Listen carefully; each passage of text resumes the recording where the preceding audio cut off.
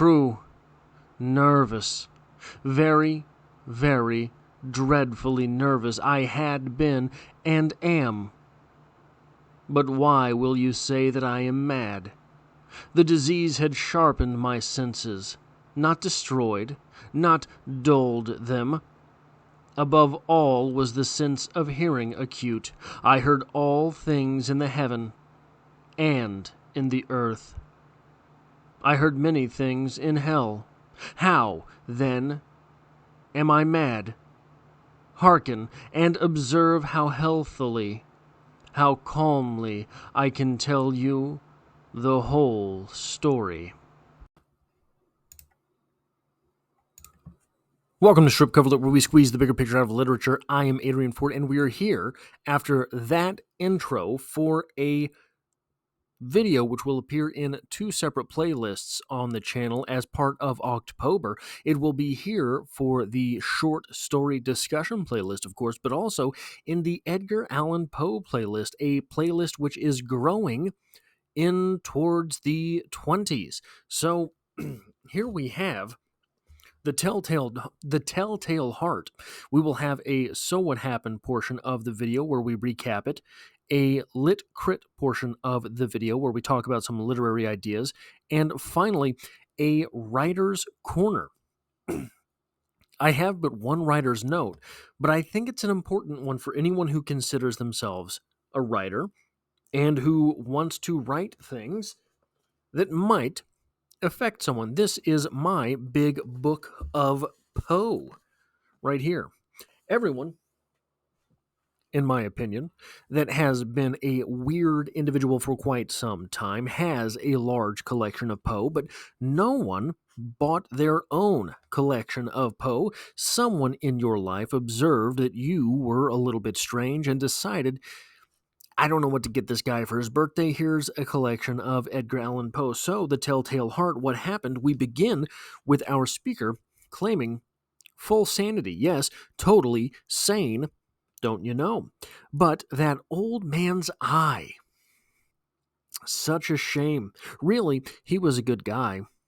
Blue thing, all nasty and you know, ethereal, kind of. Crazy. Really, the old man was the crazy one. Not me.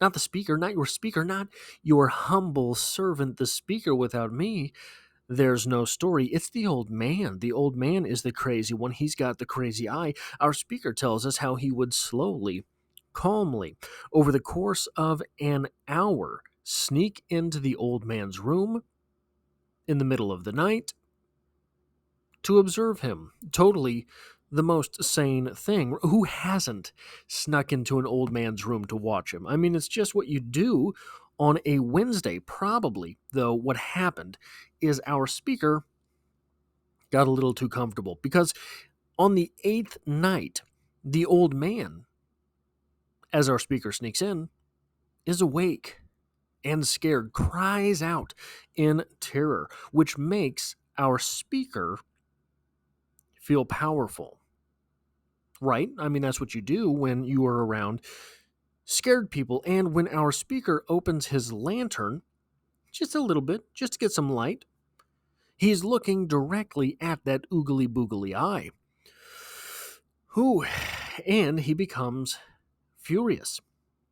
Then our speaker hears the old man's heart, because who hasn't heard someone's heart before? And his fury grows further yet. Finally, he leaps into the room, throws the old man on the floor, and smothers him with the mattress. Then, everything after that is academic. He cuts off the old man's arms and legs and head, because you have to at that point, and pulls up a few floorboards. After pulling up those floorboards, he goes ahead and puts the old man under the floorboards. But in the morning, 3 officers show up at his door, and they kind of have the equivalent of a search warrant. Someone had heard a scream in the middle of the night, and our speaker goes ahead and invites them in. He's feeling quite confident. Why wouldn't he? Eventually, once those officers are in the house, there's something growing. You hear that? It sounds almost like a watch under cotton, the same way a heart sounds, the same way the old man's heart sounds. And that sound grows and grows and grows in our speaker's ear until it is too much. The old man's beating heart, it drives our speaker to admit the murder.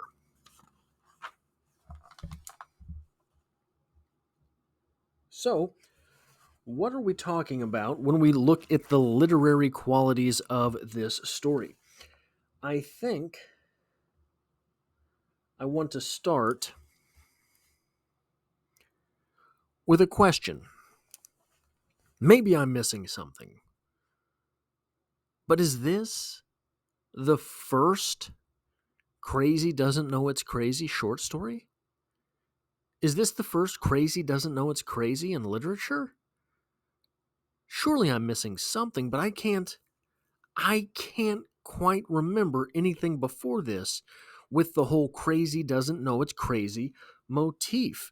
This short story was published in 1843, 80 years ago this year.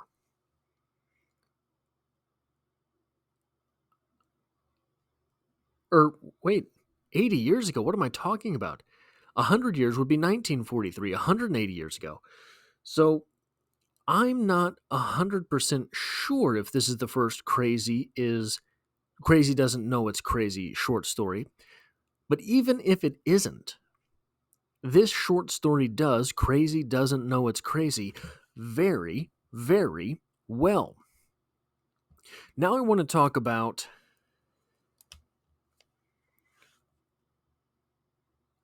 this. Upon the 8th night, I was more than usually cautious in opening the door. A watch's minute hand moves more quickly than did mine.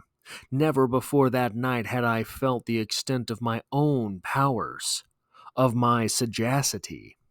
I could scarcely contain my feelings of triumph to think that there I was, opening the door little by little, and he did not even dream of my secret deeds or thoughts. I fairly chuckled at the idea, and perhaps he heard me, for he moved on the bed suddenly, as if startled. Now you may think that I drew back, but no. His room was as black and as pitch, with the thick darkness, for the shutters were close fastened, through fear of robbers. And so I knew that he could not see the opening of the door, and I kept pushing it on steadily. Steadily. So this is another okay, personal story. I've worked retail for a long time. I have had no shortage of interactions with homeless folks. A lot of people either kind of lose it while they're homeless or are homeless because they've lost it, right? The mental health situation among the homeless is not it's probably one of the best indicators on whether or not someone might end up homeless. But there was a guy one time who came into my store and was not right. You could just tell. You just tell with some of these people, not right, not all there. And he was attempting to steal liquor. Again, not great. So confronted him about it, got into a little bit of an argument, and I said, "Look, you're not getting out of the door with that liquor." And he said, what he did, he shoved his hand into my face like this and said, "Look, my hand's not shaking." Okay, but you're not getting that vodka. And he just held it there. So this absolute power over trivial things, I think is, and look, I'm not a psych major, right? But I think that this idea of exerting absolute power over trivial things, my hand isn't shaking, I can move slower than the minute hand on a watch as I enter the room. These sorts of things, absolute power over absolutely trivial things. I can hold my breath for 2 minutes. I cannot blink for a minute and a half. All of these sorts of things that get thrown out there, they are, again, sort of like the opening of this story. They are a speaker who is overcompensating for lack of power in other places. Our speaker tells us how utterly sane he is at the beginning because probably not very sane. Our speaker is telling us about the absolute control, the absolute power that he has over his hand as he is opening this door and thrusting in that lantern because got a lack of control other places in life.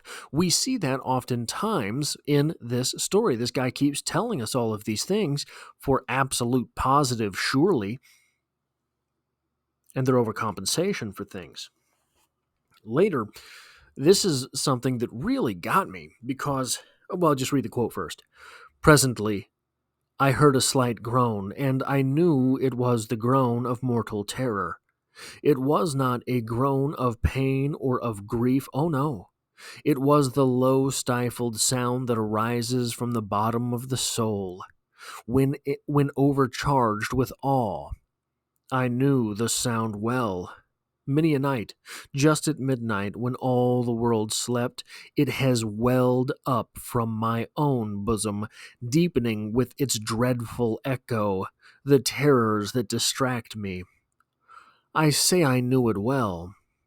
I knew what the old man felt and pitied him, although I chuckled at heart. This, although I chuckled at heart, you get that sort of insight oftentimes when you hear the confessions of a serial killer. The serial killer will, so these are people, serial killers, who are, again, not in the greatest mental space most of the time. A lot of times they're people who have some trauma when they are younger, not to make an excuse for anything, but oftentimes that's where a lot of this, Ed Gein, for example, overbearing mother, ended up killing women, right? So what he had done is he had thrust himself into that place that made him uncomfortable. There are links between this type of satisfaction and like a sexual fetish they've done studies on. Oftentimes a sexual fetish will come from something the person found revolting early on during puberty. That is why most fetishes are not like normal things. You don't have a missionary fetish, right? So serial killers, they think, work in a very similar type psychological fashion in which they are thrusting themselves in to the thing which makes them uncomfortable. Our speaker here is saying that oftentimes at midnight when everyone else is asleep, he's had this same guttural fear escape through his mouth. He notices that in this old man, and it makes him furious, and he laughs at it. The thing that makes me question that,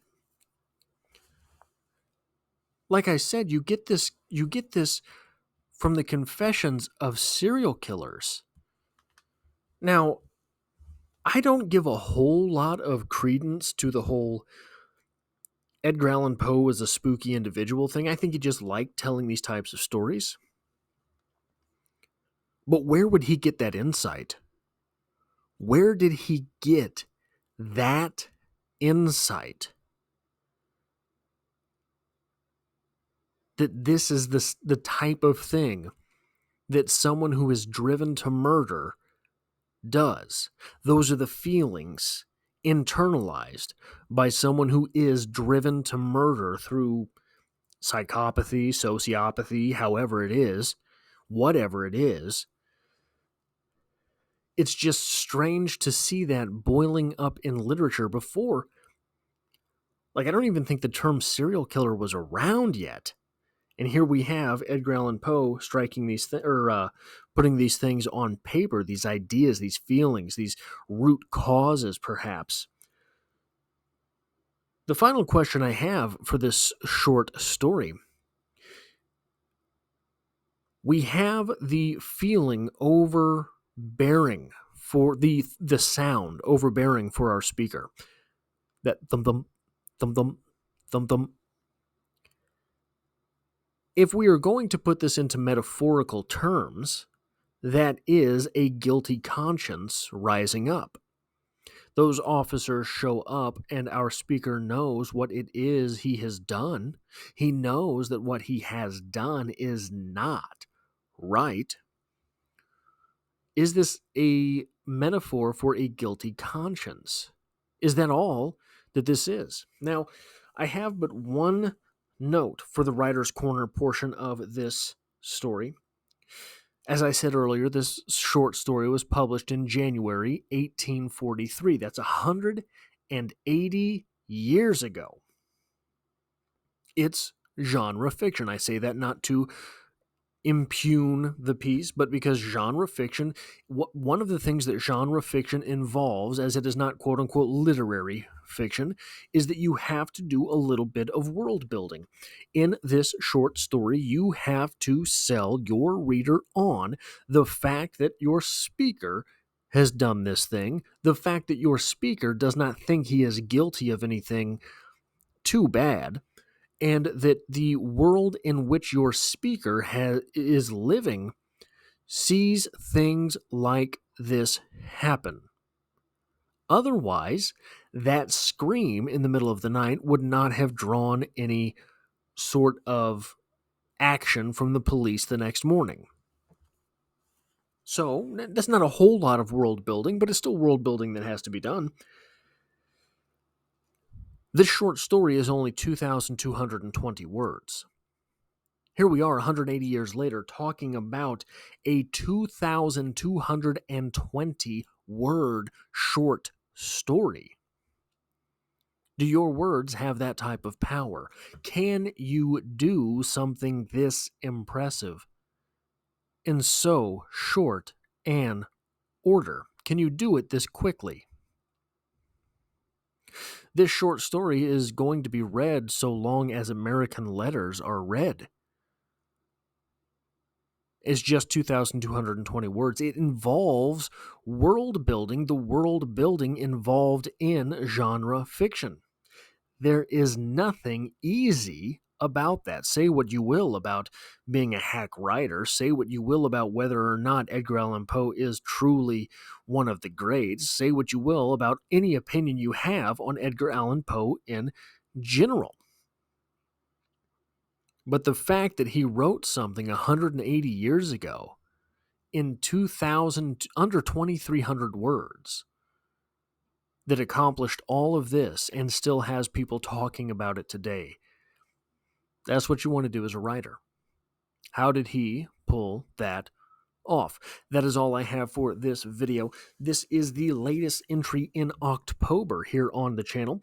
There are many videos on Edgar Allan Poe yet to come this month, including this Friday, I believe, a video that I have on Poe's Darkest Poem, a follow-up to the Dickinson's Darkest Poem that I posted last week, a video of which I am fairly proud. If you find yourself here by chance but not design, consider hitting the subscribe button in order to stick around for more. Literature is the only thing I talk about on this channel, poetry every Monday, and if you like or appreciate what it is that I do here, hitting the like button really does help me out here on the channel, as it tells YouTube to share this video with other literature lovers. And hey, I hope to have you back for the next one.